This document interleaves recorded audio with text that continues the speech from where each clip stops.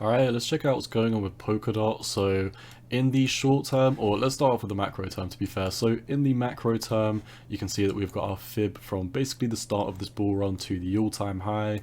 You know, this chart looks pretty much exactly like Bitcoin to me. I mean, we put in this all-time high up here and then we crashed. We had a second high. So from what I can see, this chart basically follows Bitcoin to the teeth. I mean, if we look what's happening right now, it is basically the exact same. Bitcoin has started to show strength and started to break out, and I mean you could also argue that with Polkadot as well. So I mean, both of them have an inverse head and shoulders that we're setting up right now. I mean these charts are so intertwined. If first of all, they look a little bit different in the micro term, but you can see that we've got this inverse head and shoulders. We came up to the neckline, broke down.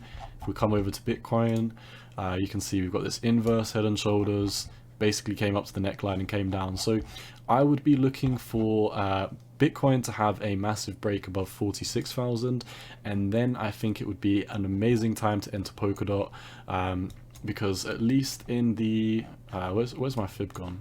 Has my fib just disappeared, or did I not have a fib?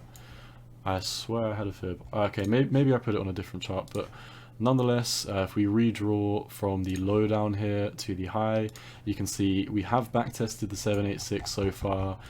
We've been rejected from this neckline of this inverse head and shoulders. So your last line in the sand is really that we break above this neckline. If we do break above this neckline, I think we could start experiencing a massive rally. I think if Bitcoin breaks 46,000 and starts going up, we could see a retest of, you know, the 0.5, or, you know, the most conservative target would be up here at the 618. So if we took a price chart from the breakout, that would be a 35% move and a 69% move respectively. So all in all, Polkadot looks half decent in the short term, or it looks really bullish in the short term. I mean, we've got this nice inverse head and shoulders. I would just like to see a break above this neckline before I do, you know, jump out of bed, go crazy, do buy a bunch of this. But, you know, I have looked at a lot of altcoins today, and, you know, I'd probably say Polkadot looks the best. Do bear in mind, I literally only hold 3 cryptos, so all of these altcoins that I cover, I don't own personally. So, you know, the point of my channel is really giving you a fresh perspective, an unbiased perspective from someone that doesn't hold, you know, any of these coins or any of these cryptos. The coins that I do cover, the cryptos that I do cover, I tell you when I cover them that, you know, I own this. So I am somewhat partial to them. Just for full disclosure, Bitcoin, Solana, and Dogelon Mars are the only significant parts of my portfolio, or at least they're the only cryptos that I own. So outside of that, you know, I don't own any other cryptos. So, you know, when I do cover Polkadot, all these other coins, it is just my unbiased opinion. But that being said, if Bitcoin breaks above 46,000, then at which point the risk-adjusted returns of a pump would be so much better in Polkadot's favor, in my opinion.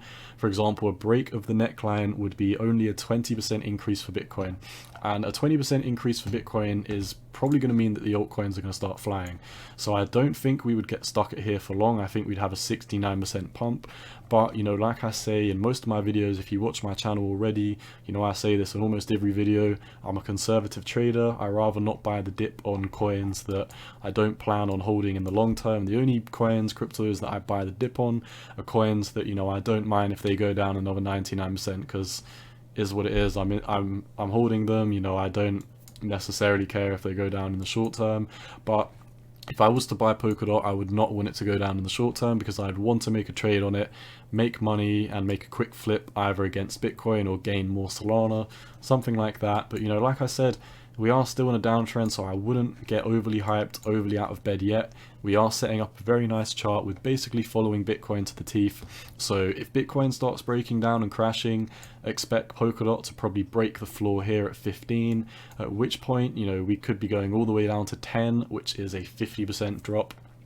That also lines up nicely with this previous high we put in on the 1st of Jan. But yeah, I mean, all in all, we've got this inverse head and shoulders. If we don't break above it today, that's cool. We can give it another day or two. If it does take another day or two, I would say it's been invalidated. Even if we do something like that, you know, I mean, you could give it another 2-3 days. I'd say a maximum of 3 days.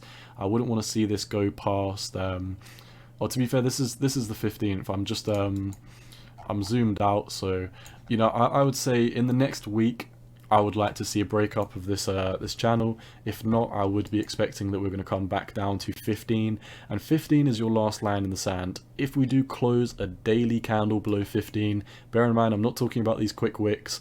A wick is fine, a wick doesn't mean anything to me. You know, we saw this massive wick here as well. I'm looking for candle body closes on the daily. So if we come down, you know, have a wick and then come up, close around here, back test, fall off the table, that's what I'm talking about. We would be getting slashed in half at that point, but let's talk about that another day. Let's talk about that if we start coming down to the bottom of this trend line. Like I said, all the takeaway messages of this video: we're copying Bitcoin to the teeth. We've got an inverse head and shoulders. I'd need to see a break above this neckline before I get bullish. And yeah, basically if we do come down, 15 is your last line in the sand. If we lose 15, we're going to fall off the table. And if we do break out of this neckline, like I said, I mean, we've pretty much got a straight ride up. I mean, the most conservative target is a 35% increase. And, you know, there's not too much volume traded around here. There's a tiny bit, so I think we would slash through this like butter. And after that, you know, if Bitcoin starts going on a rally, I think Polkadot is going to heavily outperform a lot of altcoins and a lot of cryptos, mainly Bitcoin, in the short term. So that's all I see for Polkadot. Don't get out of bed until we break this trend line, and don't get out of bed until we break this trend line down here. So obviously none of that's financial advice. I'm not a financial advisor. I'm just giving you my personal opinion on the market and what I personally plan on doing and how I plan on trading it. So yeah, that's all I see for Polkadot today. Once again, none of this is financial advice. It's just my opinion. And yeah, cowboy out. Peace.